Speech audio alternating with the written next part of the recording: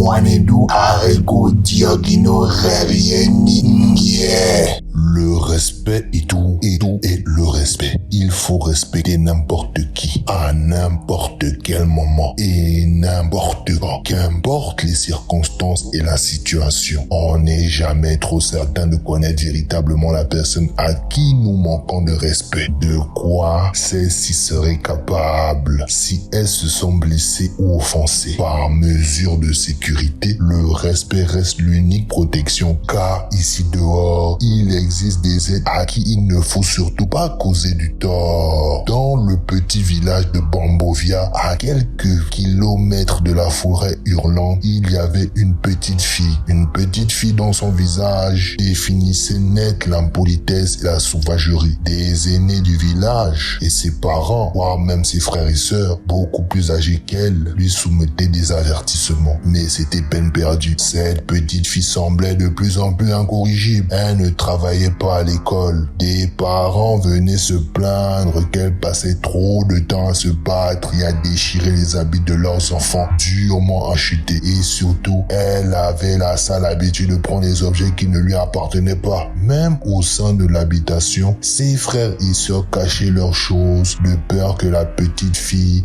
s'en empare. Car non seulement elle n'en prenait jamais soin, et en plus, elle les perdait. Viens au Sulpanja. Viens que je te raconte l'histoire de la bague de la résolution. Que vais-je bien pouvoir faire aujourd'hui?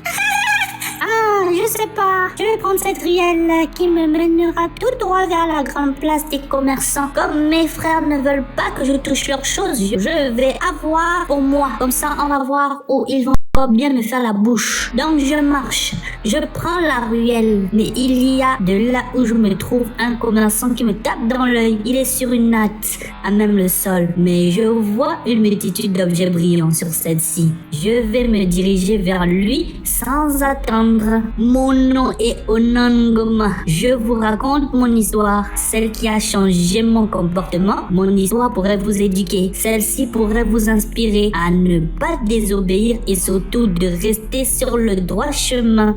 Oui, bonjour petite fille. Il y a un objet qui t'intéresse? Oui, le vieux.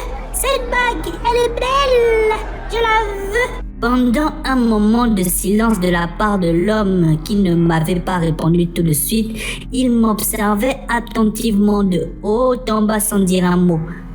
Non, cette bague n'est pas pour toi. Choisis autre chose. Ne me fatigue pas, le vieux. C'est cette bague qui m'intéresse. Tout ce que tu fais n'est pas beau. Mais j'aime cette bague. Elle est belle, alors ce sera elle. Le vieux, ne me fatigue pas. Je te le répète, petite insolente. Cette bague n'est pas à vendre. Regarde les autres objets. Un nouveau client venait d'arriver devant la natte et pendant que le vieux vendeur s'occupait de lui, j'avais très rapidement dérobé la bague et à la place, j'avais mis quelques pièces d'or pour ce qu'elle pouvait valoir. Puis, j'avais disparu.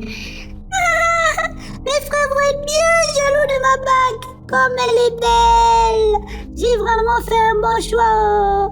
Je suis contente. Ils vont voir ça aujourd'hui. Je vais la mettre ce qu'elle doit. Bon, je pense sur celle-ci, sur celui-ci. Je n'arrive même bien à bien baller. Mais elle est un peu grande, elle me flotte un peu. Bon, ce n'est pas grave. En attendant, je vais la coincer avec mon second doigt pour qu'elle ne tombe pas. Voilà, d'ici, je vois la maison et ils vont être jaloux de ma bague. Tiens, celle-ci ne flotte plus. Oh, c'est bizarre. Je n'ai plus besoin de la bloquer avec mon doigt désormais. C'est super. Je suis contente. Bon, je rentre dans la maison. Regardez. Vous qui m'avez refusé vos choses, voilà, j'ai déjà pour moi. J'ai acheté ça aujourd'hui. J'ai des commerçants pour moi-même. Personne n'y touchera quand elle restera sur mon doigt. Toute la soirée, j'avais nargué ma famille par le nouvel objet que je venais d'avoir et ce n'était que très tard dans la nuit qu'une violente brûlure avait commencé à me démanger le doigt. Il s'agitait de ce doigt où j'avais mis le nouvel objet que je venais d'acquérir plus tôt dans la journée. La douleur était si intense que j'avais poussé des cris doux dans toute la maison. La bague me brûlait le doigt d'une intensité comme si celle-ci était trempée dans de l'huile bouillante. Je me rappelle encore et ça me donne encore beaucoup les larmes. Oh, Anangoma, que se passe-t-il? Que t'arrive-t-il? La bague, oh, elle me brûle le doigt. Aidez-moi. Je n'arrive pas à la retirer. Ça me brûle. L'un de mes frères était venu pour tenter de m'aider à retirer la bague de mon doigt, mais sans succès. Celui-ci disait même qu'elle était froide, voire glacée, alors que moi, je ressentais cette désagréable douleur. Ma famille avait tout tenté pour retirer cette chose de mon doigt, et celle-ci n'avait pas bougé d'un iota. Plus on y touchait et plus celle-ci se resserrait de plus en plus. Et c'était seulement le lendemain qu'on était allé voir le voyant du village pour solliciter son aide. Celui-ci nous avait dit qu'il fallait se rendre chez l'homme qui m'avait vendu l'anneau. Nous nous sommes rendus aussitôt, mais malheur à moi, l'endroit où je l'avais vu, il y avait personne et ma mère questionnait le vendeur juste à côté. Monsieur le vendeur, arrivera-t-il aujourd'hui? Oui, vous cherchez qui, Mokambi? Oui, celui qui vend les bagues. Non, madame, celui-ci ne vend qu'une fois par semaine.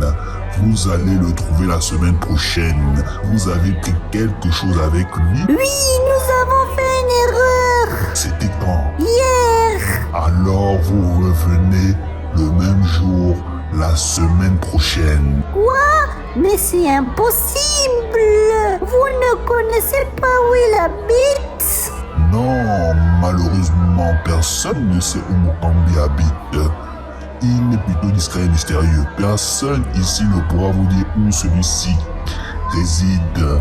Vous devez patienter, vous n'avez pas le choix, vous devez juste attendre et il reviendra. Mais pour le moment, je vous le dis, je vous le confirme, vous ne pouvez pas le trouver. Une semaine s'était écoulée et j'étais passé par toutes les formes de grimaces inimaginables à cause de la douleur.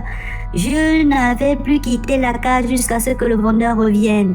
Le jour J, nous nous étions rendus, ma famille et moi, sur la place des commerçants. Et lorsque celui-ci nous avait aperçus, il s'était mis à sourire. D'un seul geste, il avait retiré l'anneau et il m'avait dit « Oui, ma petite, lorsqu'un aîné te dit de ne pas faire quelque chose, tu ne dois pas le faire. » C'est bien ce jour-là que j'avais compris que plus jamais je ne serais désobéissante, impolie et surtout je ne devais plus jamais toucher à quelque chose qui n'est pas à moi.